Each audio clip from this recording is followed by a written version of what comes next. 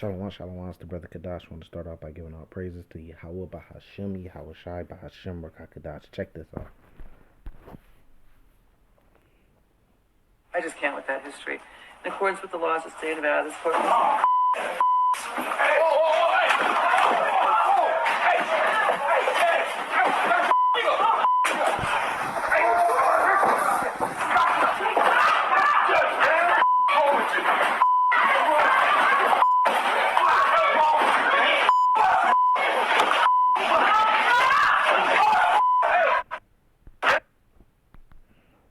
Now, let's go back.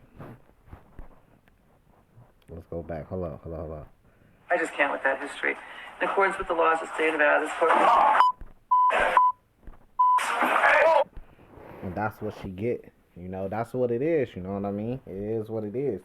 They play all tough, and they sit behind these desks and they judge people's lives unrighteously, unfairly, even if you go back to like their constitution, that they made. They don't even follow that thing. You know what I mean? Just like child support, that fringes on your rights, on your constitutional rights. Paying taxes, all that stuff fringes on your constitutional rights. They make up new laws every year. Like now they coming for guns that fringes on upon your constitutional rights. And to shit gets real though. And then you see how tough they really is. You see them go to running. You see the scared look on their face. Wait, you big, bad, and tough. Sitting behind that desk. Cutting people off in the middle of their speech. Demanding things. Commanding things of grown men. Like you big, bad, and tough. But you only tough as the police officers that's sitting in there. That's what I always say. The police force is, which goes back to the slave catchers. You know what I mean? That's the only power they really got. Because without the police force, then none of the laws or anything they make means anything. They ain't got no power. This is called their teeth, their power. Because when you talk about the military, what we know in Joel chapter 3, what's going to happen with the military. They're going to be over there. They're going to be, matter of fact, let's just pull it up off the top of my head.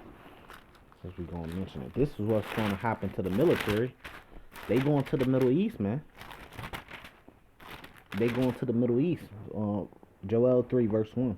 For behold, in those days and in that time, when I shall bring again the captivity of Judah and Jerusalem, I will also gather all nations and bring them down to the valley of Jehoshaphat, Yahweh's judgment, right? And will plead with them there for my people and for my heritage Israel, who they have scattered among the nations and parted my land. Well, who scattered a people? That's called the transatlantic slave trade. Now, they like to say, well, blacks were selling blacks. Okay, the transatlantic slave trade, who trade was it? Who organized that? Who organization was it? Who benefited from it? It was white people. They try to escape their judgment and put things on other things because they don't want to be judged for the things they doing. But then they want to sit behind desks like this and judge you. Man, I done had women judge. I done seen women judge brothers, like women judges, where it's strong, tough brothers trying to make it in the world, and they sitting up there with a weak 110, 130-pound woman, sitting up there talking to him like he a dog. But you wouldn't do this on the streets. Think about it. You never see your local judges, whether it be a family court, whether it be criminal judges. You don't see them in your cities. Where they at? They hiding. They basically got to live their lives in hiding. They can't really move around like that. They can't really go to the grocery stores like that. If they do, it got to be late at night sometime. They can't really be out nowhere. They can't be at the local bar. Because if people find out that that's them and they a judge, they got targets on their back. They live a scary life, man. And then they get in there and they want to act like they big, bag, and tough until something go down like this.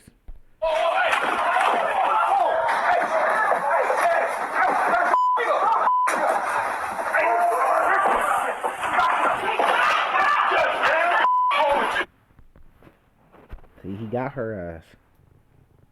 He got her ass. You see what I'm saying? And the Lord's going to put the spirit in our people to start fighting and being like this. Now, some people are like, oh, no, we can't fight. We can't do that, man. It tells you in Obadiah chapter 1 that we going to fight. That's going to happen. It's going to be all hell breaking loose in Babylon, man. in America. And the blacks, natives, Latinos are gonna start banding together, fighting. You see that in that movie, like the Forever Purge or something like that.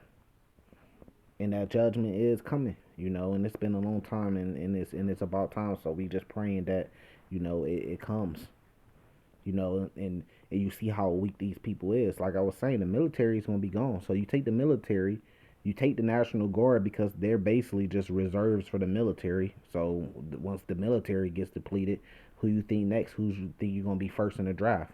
You take away all your little white militias and shit like that because a lot of those kids and those people are going to be drafted in the war because they're going to need soldiers. It's already starting. They already sending soldiers over to the Middle East, and it ain't even really got hot yet. So imagine when bodies start dropping. It's going to be a major draft. So then guess what that's going to leave? That's going to leave homeland vulnerable with pretty much only your police force to protect things. And without the National Guard, without the military, the police force is completely helpless, weak. Weak. I mean, look at when you I don't even know if I want to say that on YouTube, but let's just talk about Nat Turner, right? So like, who really took down Nat Turner? You know, because the locals, the Edomites that ran the plantation, they couldn't do it. They had basically what I think it was like the National Guard that came in. When you look at Black Wall Street, right? The Israelites kicked the Edomites' ass out there, and then they had to fly over and bomb, which is basically military or National Guard. So without none of these agencies, if it's just a fair fight, then you see who gonna win. This is Jeremiah 49 verse 12. For thus saith the Lord, behold, they who judgment was not to drink of the cup, surely drunken. So we had to drink of the cup. It says, or thou, or thou he that shall all together go unpunished, thou shalt not go unpunished, but thou shalt surely drink of it. So they think that they not going to be punished. They think that they not going to be touched. It says in the book of Psalms that they think they should never be in adversity. So they don't think they're going to have any adversity. They think that they are God. They think that they got power sitting up there on those judgment seats. And she was quickly reminded and got hands put on her. Now what does this mean for the brother? Well, unfortunately, we're not together as a people. Cause all this mean for the brother is they finna throw him underneath the jail. Cause that's assault. That's assault and battery to a public official or some shit like that, to a judge. So he assaulting a person on camera, right? Battery. They might put a attempted murder charge on him. All type of other charges. So that's gonna be added on, and he ain't gonna get, he gonna get the worst of worst penalty. So he just threw his life away. But where are we at as a people? They only could judge us because we allowed them to. When you live in these cities, you giving them power over you by living in these cities. You know what I mean? That's a different video for a different time. But I'll just go into a little bit. How could they pull you over and give you a ticket? Well, you live in these cities. You driving on these streets, and they have all these oppressive rules, and then they have their police force that's out there, pretty much bounty hunting to oppress you because we live in these cities. That's what it means when it says come out of her. Now it means spiritually, but remember in the book of Maccabees, Judah Maccabees, they had to retreat into the wilderness, literally, physically. That may happen again. Today they don't call it retreating into the wilderness. Today they call it bug out. You might have to bug out. Have a bug out bag ready. Meaning pretty much you might have to get up out of there. You know what I mean? That's gonna happen, man. Because the cities ain't gonna be safe and they gonna lock the cities down. They gonna be like prisons pretty much. These people, we give these people power to have power over. We give these people the power they have over us. And bigger than all that, not following our Lord and the law, statutes, commandments, it's what gives them power over us. It tells you that in the book of Judith, chapter 5. We're starting around like verse 20. But if we could follow our Lord, then that gives us power over them. Because we went into a covenant and made a deal with the Lord, man. Now, just like the Israelites that came out of Egypt, well, Egypt didn't want to let them go. Because the only way that the Egyptians could have power over them is by keeping them in their city, in their systems. But when the Israelites were trying to come out, then guess what? That take the power away from the other nations that they got over you. So it's the same thing they do today. You know, Revelations 18 verse 4. And I heard another voice from heaven saying, Come out of her, my people, that ye be not partakers of her sins, and that ye receive not her plagues. For her sins have reached into heaven, and God has remembered her iniquities. So that's what we seeing. Now, remember in Jeremiah 49, it says that they gonna have to drink of that cup, you know. Now they don't want to drink of it, you know. Pretty much they think that they gonna get away with all the bad things and evil things they done, but they have to drink of that cup. What's that cup? Judgment. So the Lord said He gonna remember them. He not gonna forgive them. He gonna remember them of their iniquities, and then He gonna come judge them for it. But He's saying, look, my people, come up out of her, so you be not partakers of her sins, so you don't follow her ways, which cause you the sins. And then the Lord's gonna plague this place, hopefully now, and you don't want to be caught up in those plagues. So you're going to have to come up out of her. Remember, it says in the book of Matthew, those that shall lose their life shall find life, and those that shall find life shall lose their life. Roughly paraphrasing, because those that's trying to keep their life in America and the America system going to end up losing their lives. And then those that are willing to lose their lives, not like you living or dead, but your life that you build, right? If you willing to give that up, you know, because bugging out or entreating to the wilderness, you giving up your life that you had. But you actually gonna find life. Literal life. You see, so it's gonna come down to that. So, you know, I'm hoping that, you know, this happens a lot more. Judgment happens a lot more. True judgment. And, you know, we hoping that um, you know, the Lord brings this judgment. But, you know, in the cities, you're going to see this. You're going to see Jake starting to fight back. You're going to see Israelites fighting back against police force in your city.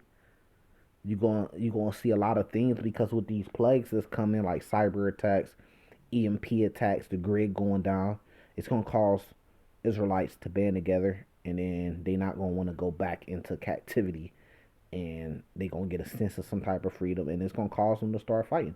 So I think what you're going to see is, you're going to see like kind of like what's going on in Mexico with the cartels fighting against the local governments, and pretty much the cartel has like their own government in Mexico, and they do what they want to do, and they fight when there's clashes and stuff like that. I think that's going to come here to America. I think you're going to see that happen here in America, in Mystery Babylon.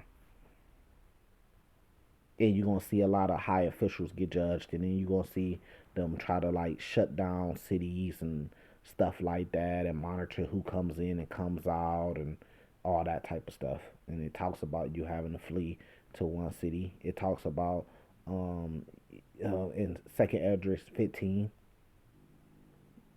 because of the pride of the cities, what's going to happen in the cities, a neighbor against neighbor. It talks about those things, you know.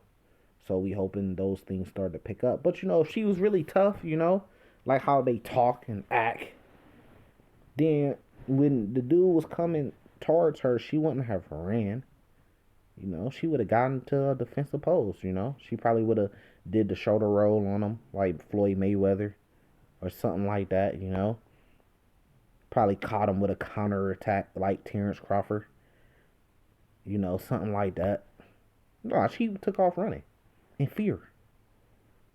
This is Esau, man. If you grew up in any interactions with Edomites, then you know their nature. You know how they are. Edomites are weak. They're soft. They are scary. Don't get it confused, because At the same time, they some of the most bloodthirsty, warmongering, tough motherfuckers on the earth. But it's not necessarily that they're tough. It's just that advantage. They're only tough. They are tough, but they're only tough when they have the advantage. That's the nature of the Edomite. If you grew up in sports with Edomites or at schools, then you know they're only tough when they have the advantage. Why is they so tough? Because they have an advantage when it comes to military power versus other countries. They never see like Israel, Jake, so-called black man. We'll fight even if we're the underdogs, and we'll show great courage even if we're underdogs. Esau, that's not Esau's nature. He's only tough when he has the advantage. Let's say it again. He's only tough when he has the advantage. If it's racing cars, he only want to race you when he knows that his car is faster because he has the advantage.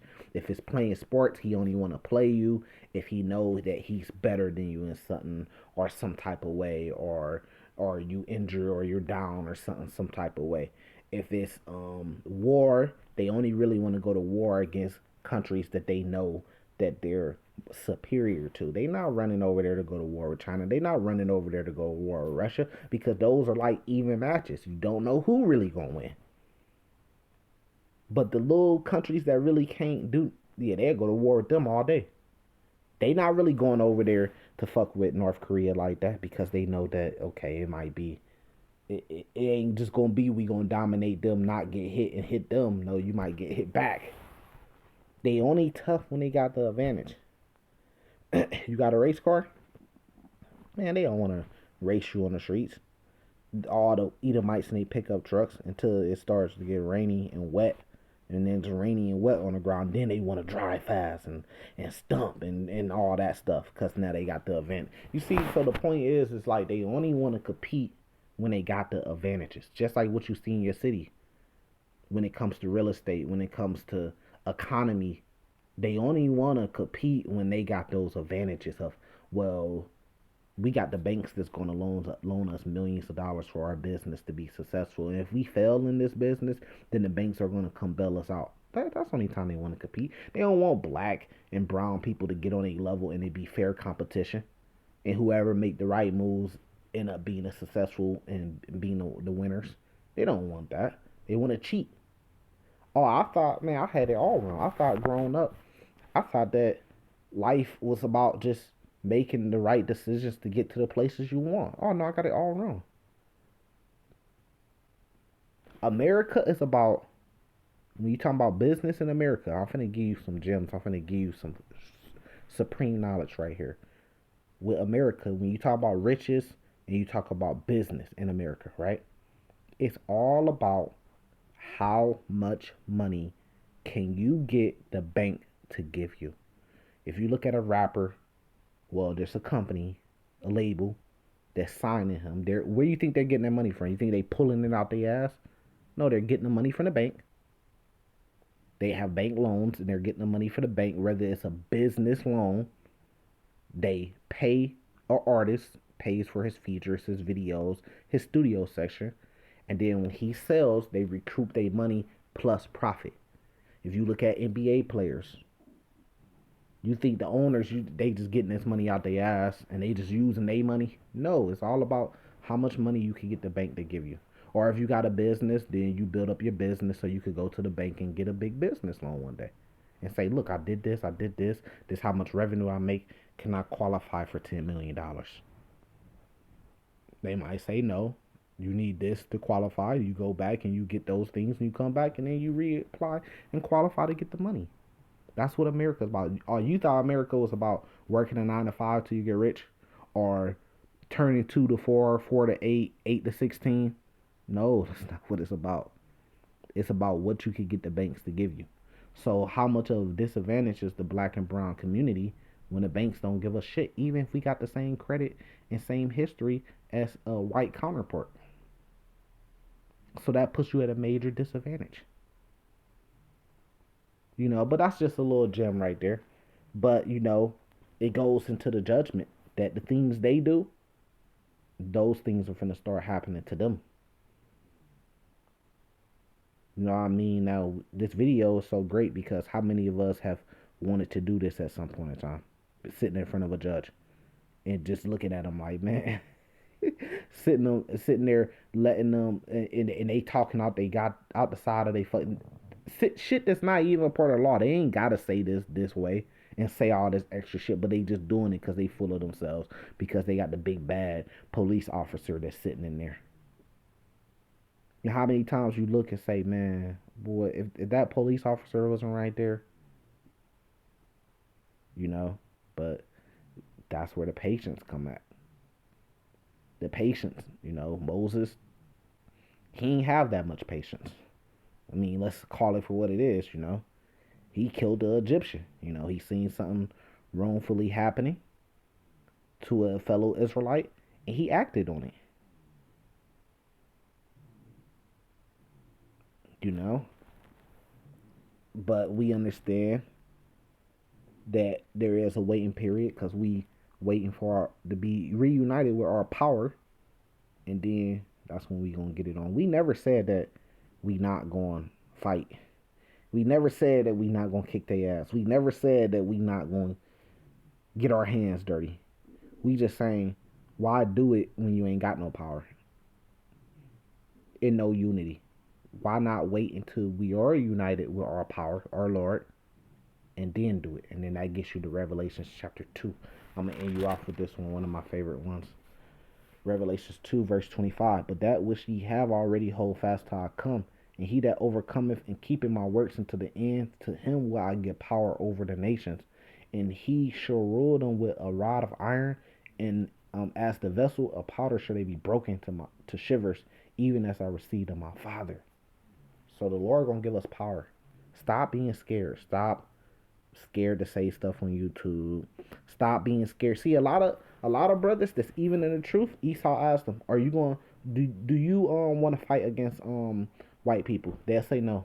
That's scary. That's scary. The answer should be yes. Yeah, we are.